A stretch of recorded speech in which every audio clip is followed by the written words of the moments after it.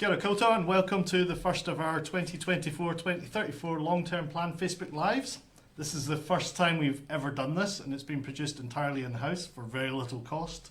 So we apologise in advance if there's any technical glitches. Today in Councillor's Corner we have Councillor Michelle Pye and Councillor Owen Jackson. And from staff we have our Waste Operations Manager Grant Hamel, who can talk everything from landfills to weeding bins to recycling. Later in the stream we'll be joined by Land Transport Manager Susannah Ratahi, who can answer any of your roading questions, and I'm sure you'll have many. We've got councillors here to talk. I'm here to talk, but we'd love to hear from you, so if you've any questions or comments, please drop them in the chat. I'm keeping an eye on this if you're wondering why I'm looking at the screen while the people are talking. And I will share any of your questions with our councillors. So, to you both. And who can decide to go first? So this is your first long-term plan for both of you. How have you found it so far? So I've really enjoyed the process actually, and I feel like it's really the first time I've got the complete picture of council being new and where we're heading for the next 10 years. I do feel like it's a little bit of a business as usual plan, and there's nothing, hugely different or exciting in there, but that's probably just the reality of where we are at the moment. And so, yeah, I've really enjoyed it. Yeah, look, a bit like Michelle, to be fair. It's given me a much better overview of how council works, where all the numbers are and where they go to and how all that's worked out. So I had no idea beforehand, so it's been a really big learning curve. But yeah, look, I've really enjoyed the process. I think it's been hugely enlightening, and it's given me a much better idea of where we are now and where we need to get to and how we're going to get there. So what do you think are the main challenges we're facing over the next 10 years? Infrastructure. Yeah, I think that for a long time, and I'm not going to be pointing any fingers at anybody here or at any previous councils, but I think that over a long period of time, there's been a lack of investment in some of our infrastructure, and I think we need to make up for that. Some low rate rises in the past that maybe weren't reflective of where we needed to be to get to where we've got to now. And I think we're in a place now where we really need to be considering our infrastructure and how we look after it for future generations. So it's not the time for doing nothing. The time is now for doing stuff now. Yeah. I think it's actually cost control and affordability. So council is a business, and like all businesses, the cost of doing business is just getting higher and higher. And we've got not many levers to pull on how we fix that. So we really need to have a look at that, and we've got a really tricky balancing act between affordability for our ratepayers, but still delivering on the infrastructure that OJ talked about, because that is so important, and it's balancing affordability, cost control, and delivering the infrastructure that we need. Yeah, sorry, just to interrupt you. I don't think we want to end up like we're hearing from other councils around the country. Wellington, for example, have issues with water. They've got geysers coming up in the street. We are fortunate that we don't have those sort of situations going on here, and our water is reasonably good, but we don't want to end up at that place, in that space. So yeah, really important to make sure that we are investing in our infrastructure. And balance is the big through line that I can see from the LTP. It is that. How do we fix the things we need to while keeping it affordable? How has it been trying to sort of strike that balance? Difficult, really difficult. And look, I'm a bit of a sponge at the moment, 18 months into this term, so for me it's all been about learning and hopefully being able to take on board some of the wisdom that Councillor Michelle Pye has been expelling in the chamber. So look, it's just, it's not easy, it's tough, and I find it really distressing when we hear stories of people who say, that they're not going to be able to afford the rates rises and those sorts of things. But where do we go to? As Michelle says, where are the levers? We just don't have them. So it's really tough. First question from the public, which surprised that. Someone was saying, what do you think is the primary purpose of local government? What do you feel like you're here to do? Oh, definitely meet the needs of the community in relation to roading, water, and when we talk about water, it's those three waters: stormwater, wastewater, and drinking water. But there is also this well-being and delivering community facilities that make our district and our region a great place to live and where people want to live. Yeah, likewise. Yeah, can't really add too much more to that. Look, of course we're here for for those core services, and they're totally vital. But I too, like Michelle, I want to see our social infrastructure move forward. I don't want to keep on kicking the can down the road for other councils to have to deal with in the future. So making sure that we've got great places and great spaces for people to go to. We want to make sure that when people come to this town, they go, this is the place that I really want to be. It's got everything that I need. And, I set the bar pretty high, but I want us to be a district that other people are jealous of. Yeah? They want to be here too because we're doing things so well. So, that takes us to the other part of this that you talk about, the challenges of council quite a lot, but what are the opportunities you can see for us? I think we've got a great opportunity to look at how we do things differently. So we talked about we don't have many levers to pull, so we can't just carry on doing stuff the way we're doing it and just increasing rates all the time. So we really need to look internally and think about how we deliver those services and what we might do differently. Yeah, if we keep on doing the same thing, then we're just going to be the same, aren't we? We're not going to move forward. So, yeah. Because I'm assuming that councils across the country are facing that same challenge of trying to balance affordability with trying to cover the increased costs of things. Because the price of replacing a bridge has gone up 34% in the last 3 years. It's things that are outstripping CPI, so there's an expectation that you try and keep things as low as possible, but in some cases that just isn't realistic, is it? No, it's not, and that's why I kind of was quite excited to hear on the radio on the way in actually some changes around the RMA that may take some of that cost out of doing business, and that includes council as well, because when we build those bridges or put those pipelines across rivers, we still need to get consents, and they come at a huge cost. So if some of that can be removed while still looking after the environment that we're operating in, that may help. Yeah. No, yeah, absolutely right. You did right. There are, we say that we're in a pretty tough spot at the moment, but there are other councils around the country that are in exactly the same sort of spot as we are, if not worse off. So, there's a lot of work to be done. So this is the first virtual engagement I think we've ever done. What do you think that... so you've been also out and about in person speaking to local groups and go to farmers markets and things like that. What's the public response been like so far? So I've been to a few with me and Nigel. I've been away on the weekend, so I haven't done the farmers markets, but there is some real concern in the community about rates affordability, and especially for those more vulnerable members of our community that are on fixed income. So that is weighing in the back of our minds, and that's why we talked about the balance in this, and it's getting that balance right to try and keep those rises as affordable as we can while still delivering those core services. Yeah, I've been out and about as well. Been to a couple of the farmers markets and been out to Pleasant Point and Safer Communities and also Age Concern. So it's been really varied, the people that I've heard from. Everything from fluoride in the water to the theatre, Heritage Centre, etc. And a bit like what Michelle was saying too, it's about that affordability. And, have we made sure that we've made the cuts that we possibly can make? And look, I know that if we were trying to get our infrastructure up to, the gold level standard, if you like, that could have been 1.2 billion in CapEx. We've got it down to 635 million. So it's not like we haven't been doing anything behind the scenes. We've been working really hard to try and keep that down so that we can keep the rate rises down. But we accept that they are pretty large as they are around the country. Here's another question from the public that's just come in, and it's a really difficult one. So, why is Ashburton way ahead of us business-wise? This might be a call for opinion.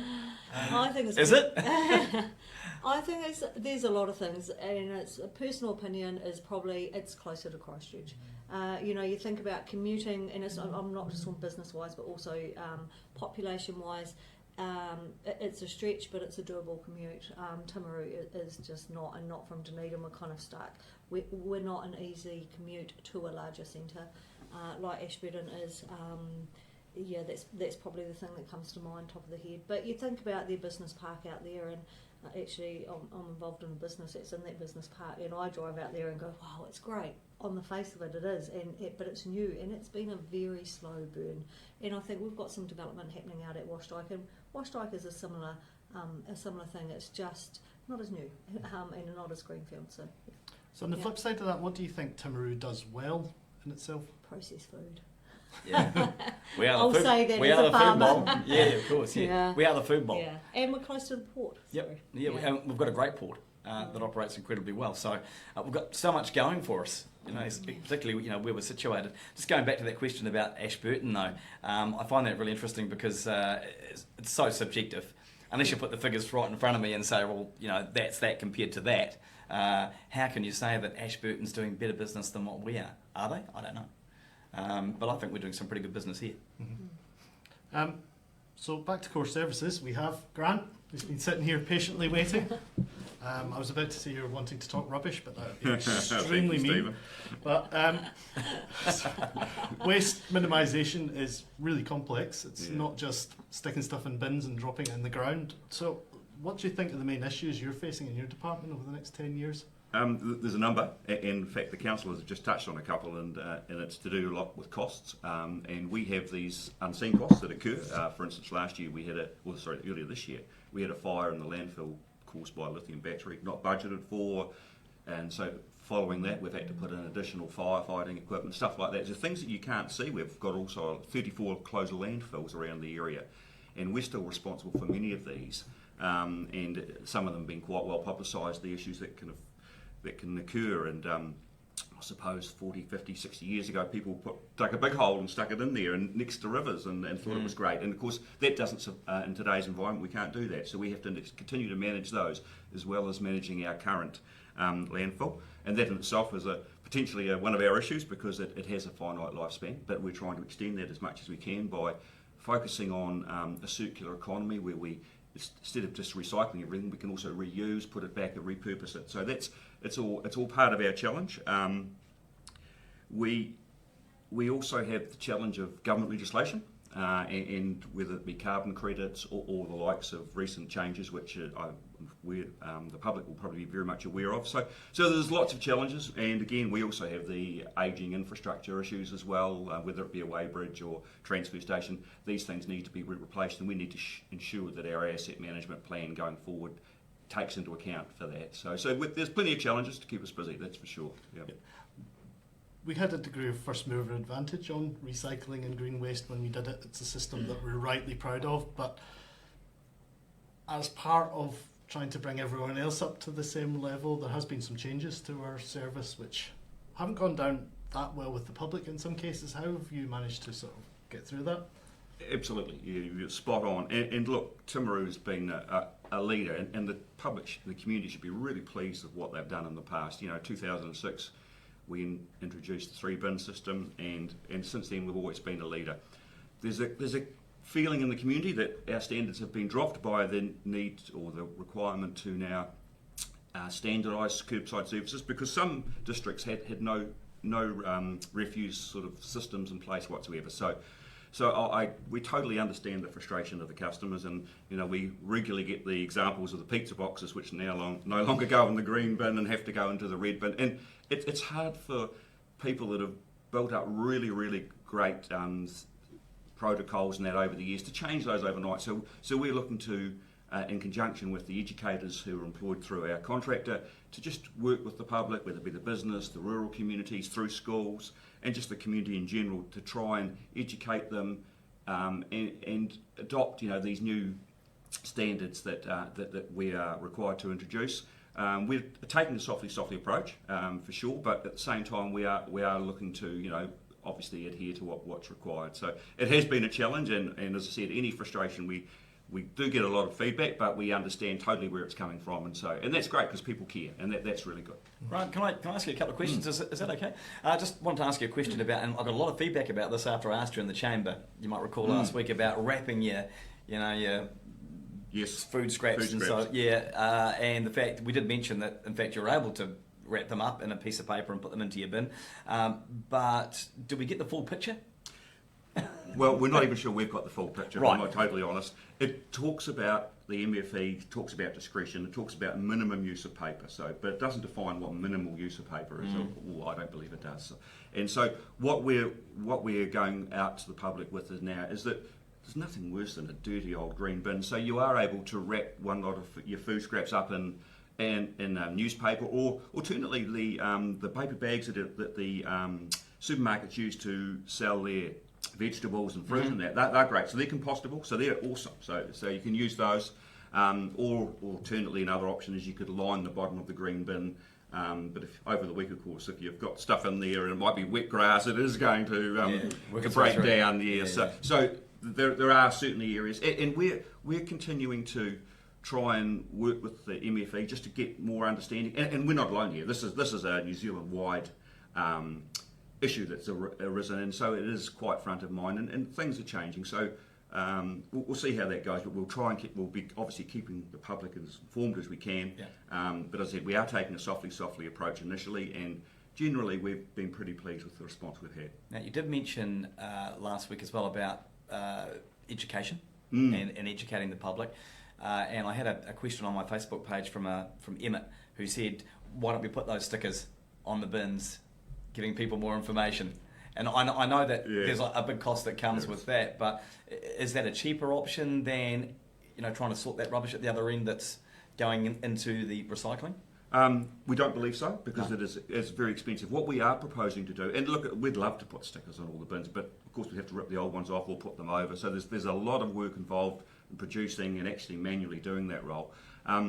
What we are proposing is we're going to start some community advertising, whether we use the billboards, we're obviously using our social media, our website, which we've already updated. But also in addition to that, we've got everyone gets a rates invoice in September. So they get in August for the September 1st renewal. So we're looking to include in that a brochure that people could stick on the fridge or whatever, so that everyone will have that information. So all rate payers, of course, it doesn't pick up those that are tenants, but hopefully that will then be passed on. So that's what we're looking to do. Look, we'd love to do what Emmett said, but unfortunately reality is that cost is significant. And actually this chimes with one of the questions we've just got in on Facebook, is what is the education plan around waste minimisation? So from the home side of it, but you also have people out there working with schools and in the field and things like that. So what do they actually do? Oh, right. So the educators, they travel and they have their, I suppose you'd call it their kit. I've worked with them a few times. They have tent. They go around and they explain what goes where. They explain why it goes where.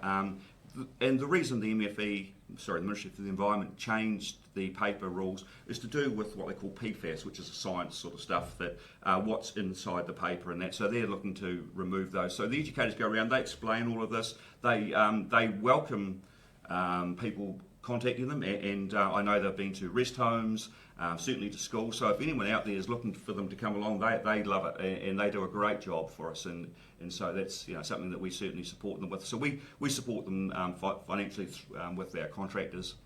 But as I said, they're not directly employed by us, but certainly we have a very close relationship with them. And certainly, as I said, if anyone out there wants them, please contact us or contact them directly. Yeah. One of the things that you have to think about as part of managing waste is what next after you fill the current landfill. How do you plan for that?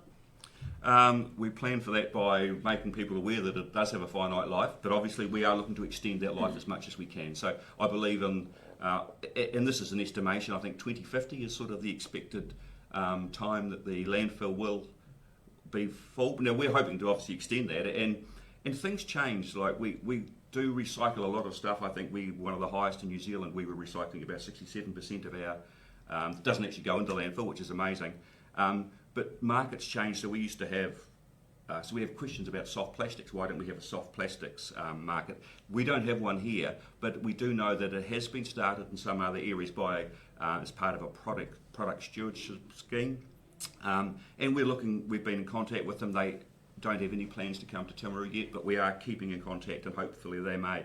So we look at how else we can reuse, as I said before, get the circular economy going. So there's options out there, so we're trying to keep on top of that. And that's also where our contractors work. They work very closely with markets, like the cardboard market can be up and down very regularly. We used to send a lot offshore, but that doesn't happen so much now. So we are very much at the beck and call of what the world economy is doing in some cases.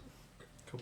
So, when you took up this job, when you put yourself forward to be a councillor, did you imagine for a second you'd be caring so much about what was in people's wheelie bins?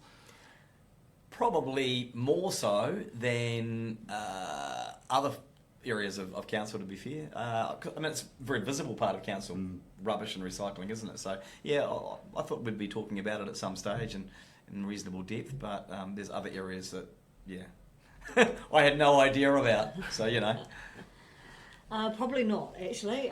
It's become a bit of a fascination for me, what you put in your red bin. And as everyone knows, if you've been in the council chamber, it's my favourite line of questioning when we're looking at the financials. So, but it's really frustrating that people don't understand when you put something in your red bin what happens next. It's just so easy to open up that lid and chuck something in there without thought of the both the financial and the environmental cost of what happens to that rubbish. So yeah, it's and how you change those habits is really tricky. Yeah. And I think some of the things we've seen in places like Fox River, where landfills have become exposed, stuff doesn't go away when you put it in the ground; it stays there forever. So I mean, it's planning a good forever home for it, really. That's a good example. Yeah. Well, thanks, Grant. Hope that wasn't a waste of your time. Have you got any more of those to go? No, Can I ask Grant one more question? Is that Yeah. okay? I'm just curious as to why we can't put plastic bottle tops in recycling. I actually know the answer to that one, because Excellent. I asked the very same question when I moved into this role. It's because they have the what they call the MRF, which is the Material Resource Facility down at Red Roof, and they're too small. It doesn't recognise them. It basically clogs up the working apparatus. And don't ask me to get technical with what part of the apparatus, but that's the reason. And basically, I believe the criteria is nothing smaller than a yogurt container. So that's the criteria, because I asked exactly the same question. So there we go. If you're listening at home, or watching at home, don't put those lids into the recycling. Please don't. Please don't. A couple of questions in for the public. One's a bit curly, and it's the farmers market question from earlier. Will you follow suit about fluoride in water? Just for background in this, what happened was that the previous Director of Health sent us a letter saying we will ask you to put fluoride in the Is that Ashley Bloomfield? yes in the system at some point in the future. So we planned some budget ahead of that, as we'd have to do, but we've had no further submissions. So I mean, what's your feelings about it? My personal view is until we're told we have to do it, we've got better things to spend our money on. That's just my personal view. When we get told we have to do it, at that stage as a council, whether we want to push back on that, I'm not sure. And considering we're here to represent the public, I would tend to be guided by what the public feel about that. Yeah, look, I feel the same way too. We haven't been given any direction, so it's not something we have to worry about at this stage, but I know a lot of people have been talking about it, and I know that in Ratahi that they are considering pushing back. I know that Councillor Jim Hopkins down there is keen to push back on that one. They have said that they will investigate it. They're not saying that they will necessarily push back, but they're saying they're going to investigate it. So, and I think that's the fair thing to do. So if there are avenues which we can go down to perhaps push back if we need to, if that's what the public want, then by all means I think we should be lobbying for that, but let's just wait and see what happens first, eh? And the other one's a public toilet one, and it's adjacent to a project that's very close to your heart, Councillor Jackson. Someone's asking about the toilets down at Seaplay. Yeah. Is there a plan? What are the sort of problems in the way of actually Making it happen? There happen? Yeah, so what we discovered when we were doing Seaplay is just how expensive toilets are. Who knew? They're not cheap. And for us it was a case of, okay, so do we include some new toilets in the budget, or do we buy some amazing equipment for the kids and their families, you know? So we went down that path. The equipment was the more important part of it. And, you know, the toilets, although they're not ideal, there are some toilets there and we understand that. But we were always in dialogue with the council as far as what about the future? Can we get some toilets down there? We tried to make sure that we set the playground up so that we would have a place for the toilets, so that when the time come, we could put them in. So I know that they were in the budget, but like everything in the budget at the moment, it's pretty tight. So as far as I'm aware, they are there at this stage, but we'll just have to see how that sort of pans out going forward. But ultimately, the public will decide. If enough public push back and say, hey, look, we really need those toilets down there, it will help the success of the playground, which helps the success of the district that we live in, then it's got to be a good thing. So I would love to see some toilets down there, absolutely. I think just on top of that too, we do have a budget for upgrading all of the region's toilets across the 10 years, and then it's just a matter of prioritising which ones get done first. And is that another thing that surprised you, how much you suddenly care about public toilets as well? Yes, because there's some too, wasn't there, for the central part of Timaru to be talking being about. Being a mother of 3 children, public toilets have always been on my radar when you're travelling. Yeah. So we'll let Grant run away now. You can sit for a second. Thanks to everyone so far for taking part there. We're going to take a short break and we'll return with Susannah Ratahi, who is our Land Transport Manager. So we know that Facebook comments are usually pretty alive when we talk about anything roading. So we'll be expecting lots of comments to come through. So we'll be back shortly.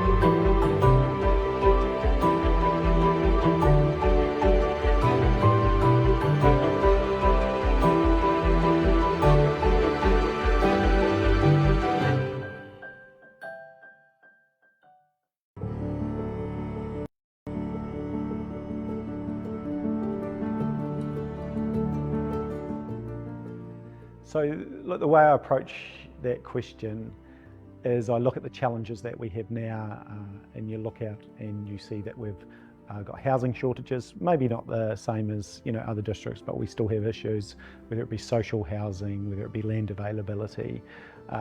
What I'd like to see in 10 years is a district that has all the tools that it needs to prosper. So that's available residential land, it's available commercial land, it's schools, that you've got options around sending your kids to. It means that you, when you come here and you're a new resident and you sign up, that there's a doctor that is available to go. So all those services that you require, whether it be as an individual or as a family, readily available. And those things all together will be a place that will be prosperous. What I'd like to see more of is the engagement that we do every 3 years in the long-term plan. We want to make sure that our doors are always open so people can have the confidence to come in and have a chat about anything that they want to, anything that concerns them. The problem that I have is people don't pick up the phone, and I actually want you to pick up the phone. So I want you to know that, hey, I'm elected by you, and so I'm here to represent you, so you do have the confidence and you come and talk to me about the issues that matter to you and ultimately will matter to everyone else in the district as well. What I'd like to see less of with council in people's lives is, you know, when I put my business hat on, I want to work with councils on the things that matter, but I also want less of council, as a lot of people would say, in their lives. What I'd like us to work in harmony, council and community, so we're the provider of those services, and those services set you up to prosper. The key focus for me is always around delivering the core infrastructure. This LTP very much is around core infrastructure. We've got $650 million worth of investment to make over the next 10 years. It's key that we get this right.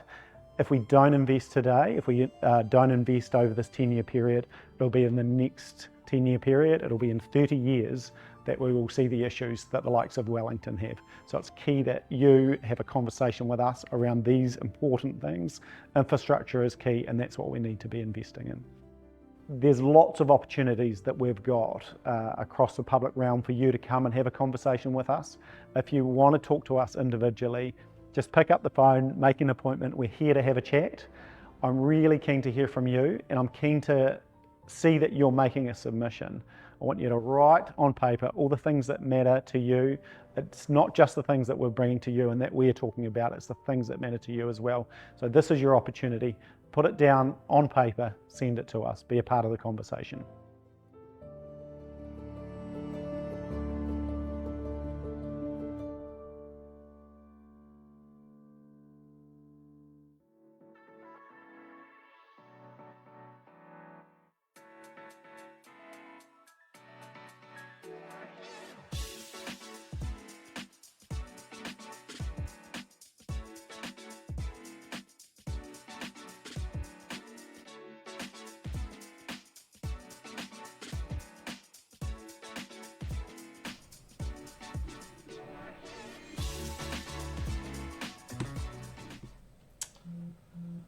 Welcome back, everyone. We're now joined by Susannah Ratahi, who is Land Transport Manager and looks after thousands of kilometres of road, hundreds of bridges and a growing number of roundabouts through the district. Welcome, Susie. So we know from looking after Facebook that roading is a really hot topic, so there must be a lot of questions out there. If you've got anything to ask, please drop it into the chat below. So roading is one of the biggest areas of spend at the council and probably one of the highest profile ones. What are the challenges your department's facing right now? Yeah, well, thank you very much for having me here today. It's great to be able to talk to people. Biggest challenges. So we've, as you mentioned, we've got a very large network, bit of constrained funding, as we've heard earlier, and we have a large number of bridges. So in the next 10 years, we're going to be replacing 41 of our 300 odd bridges and maintaining the rest of them. Basically, there's a lot to keep them running and make sure that they're safe and accessible for our community to use to get to where they need to go. We've also got challenges with our pavements. So yeah, sorry, a bit technical here. It's not the footpaths. It's actually the road formation underneath the seal on the gravel road. So a lot of our roads were constructed kind of 1920s through to the 1950s. So the trucks, of course, that we had at that time were much lighter, didn't have quite so much demand on them that they've got nowadays. So we really need to make sure we keep investing in those so we can keep our local and national economy going as well as it can. So we need to really support that. So there's a lot of investment in our pavements going forward in this long-term plan as well. And not all of your work is funded from rates, is it? No, so yeah, we've pretty lucky, I should say, I suppose, that we do have some central government funding through from the New Zealand Transport Agency, or Ratahi. So they fund approximately 51% of the program. So that comes with its catches as well, though. There's a lot of ring fencing of budgets and making sure that what has been approved for a particular item is spent on that particular item. So yeah. So if you've got a cycle path to fund, you can't use that money to fund a pothole, or? No, correct, or a roundabout. If we've got some approval for a particular project, that's where that money has to go, and we are audited on that as well. And your planning cycle, because you look at 10-year plan, you look at 30-year strategy, how do you work that with sort of national political cycles? Can you have to sort of change, pivot, or do you have a sort of through line that goes through it all? Yeah, core maintenance of our assets is always our top priority. Making sure that we're able to maintain and renew and look after what we've got is always a top priority. But yes, there is, change in government does bring a change in government policy statement. So that's recently been out to consultation from the government around what they want to do and where they want to invest in transport. It was good to see, good reference in regards to ensuring the economic productivity and looking after what we've got is there. So we do have to modify pending change of government. So we have a very big long list of what we call a deficiency database, which is where people or staff have identified there needs to be a level of service or what we provide needs to improve. However, unfortunately, under this plan, there's very limited budget available for such improvements. It's really about looking after what we've got. And roads are one of the areas that you would have thought you would be thinking about quite a lot when you came into council. What do you think are the challenges for you in that, and what do you think the opportunities for the district are and us doing the work? I think there's some of the challenges are, the funding that Susie talked about. We all pay road users and registration and the amount we generate in this area doesn't actually reflect the funding we get back. So there are big challenges there. Our region is based off industry that involves a lot of transportation of goods and produce, and so we're not really getting the funding back in regards to that. So Susie's trying to do her job on a limited budget. I think also people forget, they always notice the pothole, but they don't notice the good road. And so if you take Owen Road in Temuka, for example, which has recently been upgraded and is fantastic to drive on now, but you don't very often drive down that road going, oh, this is great, council's done a great job. As soon as you hit a pothole, though, it's the opposite. So there are some of the challenges. And getting people to understand the work that needs to be done and how you prioritise that and why can't I get my pothole fixed or my road sealed, when you're doing this over here, and it's those pockets of funding that drive that it's a challenge, that understanding. Our roads are so incredibly critical for us to be able to do business. So without great roads, we're not doing great business, are we? I actually had a chat with a guy last week at the farmers market, and they said to me, and I didn't actually have the answer, so maybe you can answer, Susie, and the question was, why doesn't the government just pay for all the roads? Is that crazy talk, or is that something that could be done, should be done? So I suppose it's a really interesting question. Probably at this point in time it would be worth differentiating how we look after the roads at the moment. So, Timaru District Council controls and looks after the local roads. So, like our Church Street, Y80 Road, Torpet Street, Geraldine, Ewan Road and Temuka. So we look after those roads. We don't look after State Highway 1. So State Highway 1, obviously that's our through route from Pariora right up to Rangiatata. We do, and councillors do a really great job at pushing hard to the Transport Agency around the quality of those roads, but we don't actually and can't invest in those roads. To answer that question, I suppose that could, kind of come down to it. You can see what happens with national funding when you've got to compete on a national scale, say against Auckland versus It'd be pretty competitive, right? Yeah, it'd be pretty competitive. So having that local involvement, I think, is really important. Being able to put the ratepayer dollar, being able to listen to the community and put investment where it needs to be, and make sure that our local roads are fit for purpose to support our local economy. I know one of the frustrations that I have personally is when someone drives down the state highway and says, "Blimmin' council, why can't they fix this up?" We get that all the time, and in fact, that's probably the question I get asked the most. Why aren't we doing something with State Highway 1? But in reality, there's not much we can do. No, there's not much we can do, and we do push hard to the Transport Agency and work with them. They'll be community will be pleased to see that they've restarted the night works or are planning to restart the night works for that bit of surfacing up Evan Street there. Yeah. One question coming on Facebook here is, why don't we use concrete pavements for heavy wear roads like they do in Australia and the US? I suppose it all comes down to affordability. There are only 5 million of us in this country to pay for the roads. A lot of cost in concrete roads, not saying that they're not a great thing, but they also do have their issues, sequestered carbon and cost to install and cost to replace. So in New Zealand we do use granular pavement, so gravels. and it's unbound, compacted, all those things together before we seal. So it's just not something that is done in New Zealand as a whole, and probably at this stage with the population that we have would be unaffordable.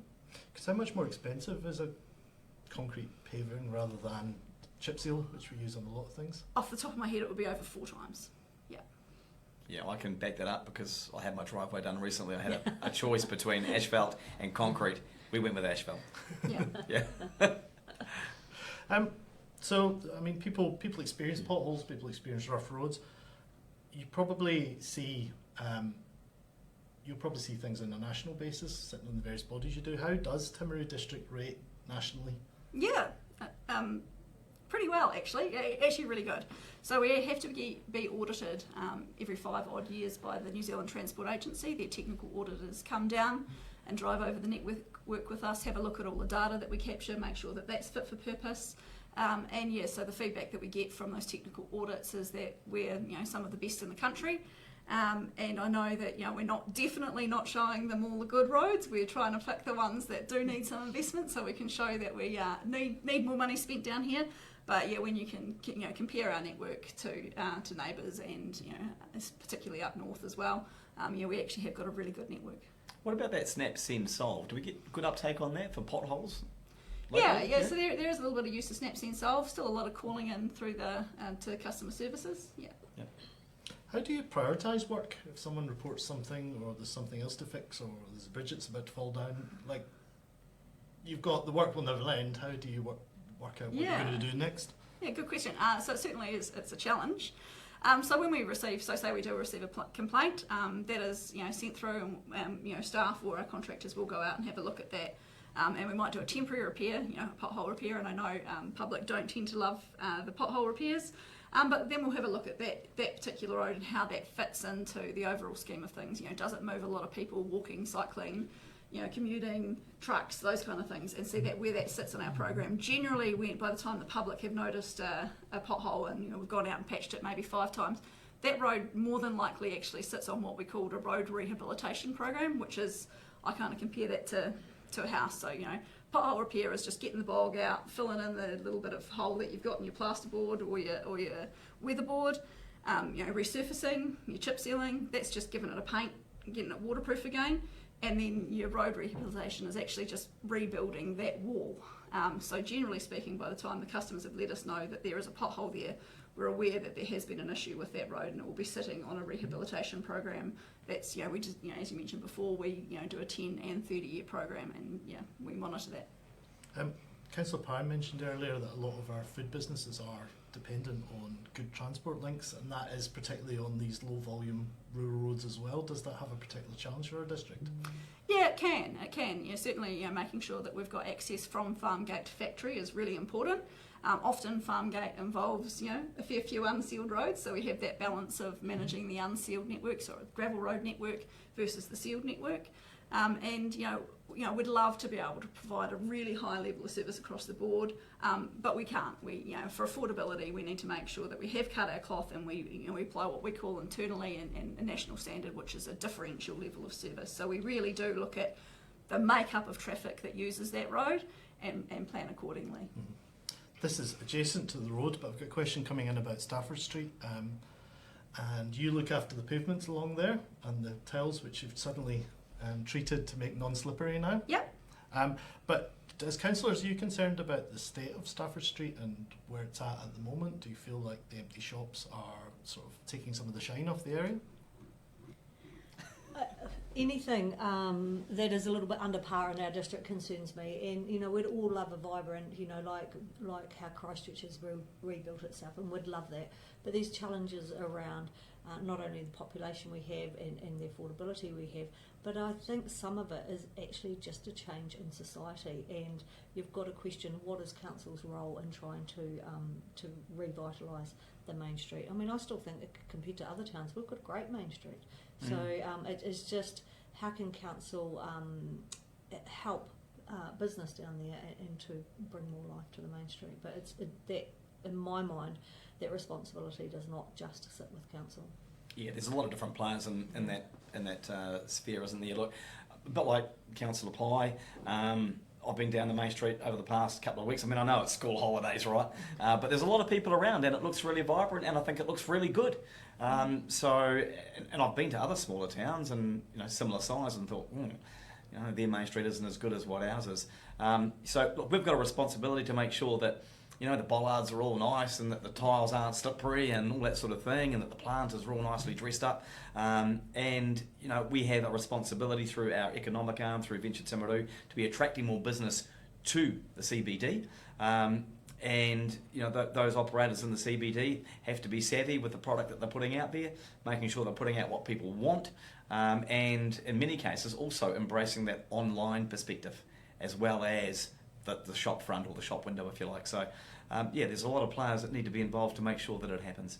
Because the council doesn't actually own much in the way of property on No. Stafford Street at all, so we can't control rents or make things a bargain or that sort of thing. Yeah. We are just in that public realm. But we are engaging with people. We had a project steering group put together for Citytown. The funding aspect of that is still being debated in chamber, and will continue to be debated over the next few months. And of course, no doubt it will come up in the submissions as well, and we certainly hope it does. So we've got feedback from people about the best way forward, and we're still working on that plan. So once the plan's there, that will hopefully enable more business to come here and be successful.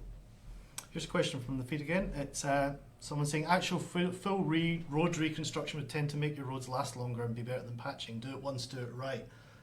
Yeah, I agree.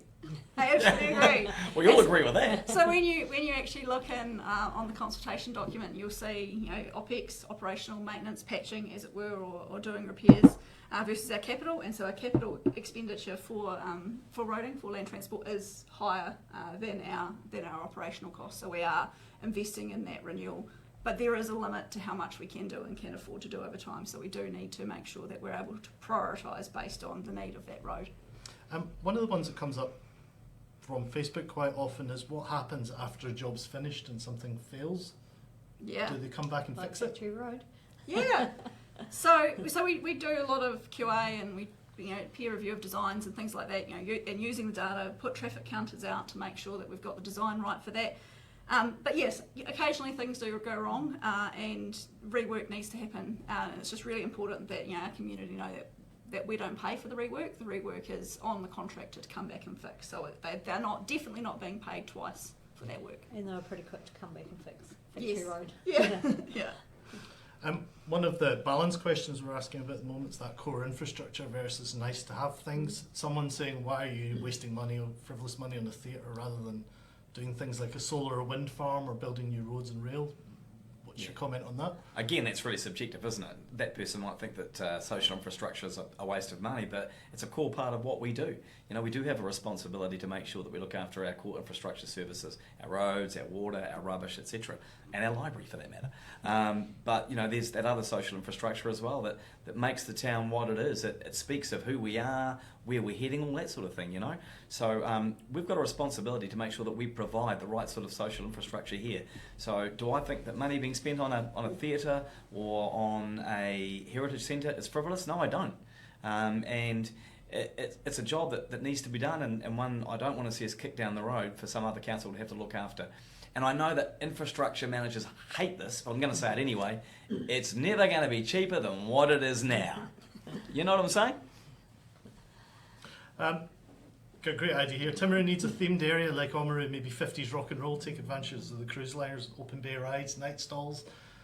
How do you bring that vibrancy back into places like this? And is it the council's job at the end of the day? We kind of had a bit of a discussion kind of along these lines the other day when we had Venture Timaru in the council chambers, and I kind of believe, and Venture Timaru have worked on this, is we need a strategy for the district that is bigger than council's long-term plan and involves all the players. So in thinking about, if you're a business, you'd be thinking about where can you win, what's your competitive advantage, and some of those things that we can do differently. We've got a port, we've got an airport, we've got a fantastic jewel in Caroline Bay, and how can we supercharge that and win off that? And so I'm really keen to see how Venture Timaru progress some of that work and thinking on what does it need to look like, and then worry about who's going to deliver it. because some of it will be council, some of it will be private enterprise, some of it might be a holdings company or the Port or Venture Timaru. So yeah, I agree, it'd be really cool to have something unique that people really want to come here for, other than just OJ. Thank you, Michelle. I think just using the playground as an example, right? We're talking about bringing vibrancy back into our district, and here we've got this wonderful free asset that families can use, not just now but for generations to come. So what I would like to see is the community taking more responsibility to make that sort of stuff happen, you know. And I think that was it's not an original template by any stretch of the imagination, but it is a template that other community groups can use to make things happen. And I know just over the past week there's been a bit of discussion on some of the social sites about food markets down at the Bay. And I do know that behind the scenes people are working on trying to make sure that we can make that happen. But you still need drivers out there in the community who are passionate, who want to see the town go ahead and are prepared to put their hands up. Planning question, which I wasn't expecting to get, but what can the council do to try and entice people to move into the city, to actually bring people and vibrancy in there as well?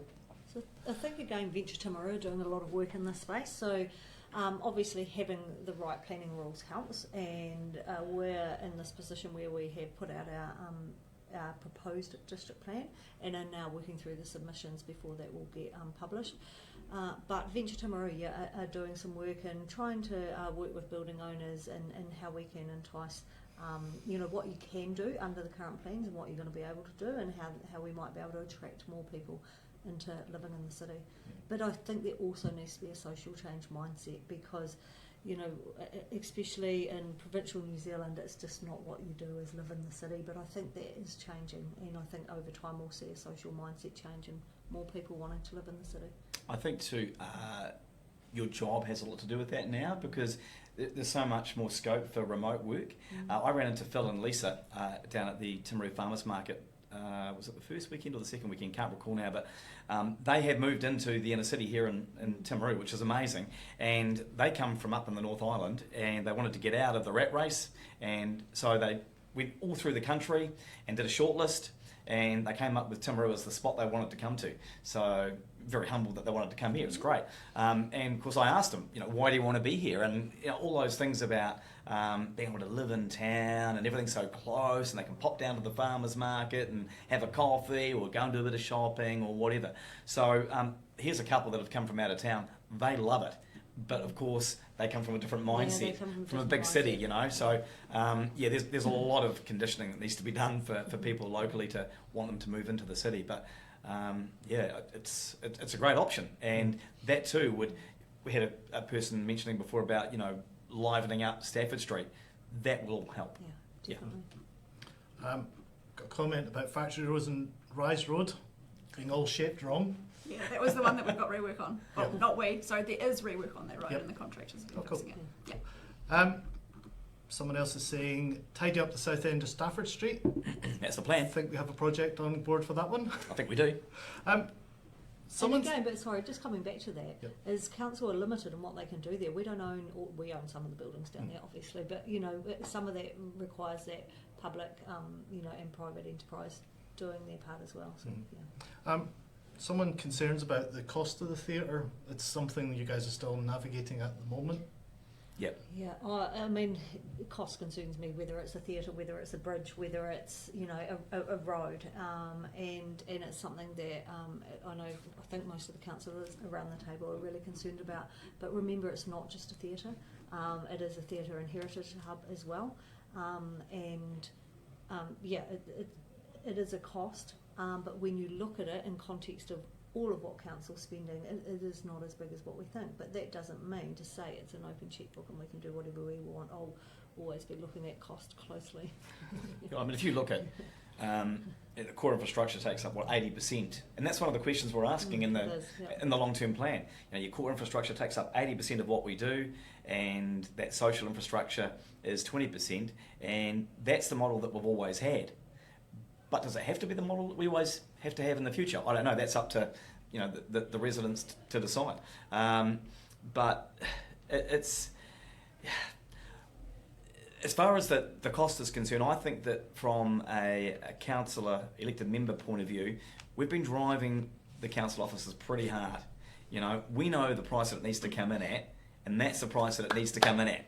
So there's been a lot of work being done to make sure that happens. And once we see the detailed design and we see that cost drop come through in July, we'll have a much better idea. But fingers crossed that we do manage to get that across the line. I'll just add to that too. When it comes to costs, there's two ways of looking at things. It's do it now and take on the debt, or delay it and do it when you can supposedly afford it.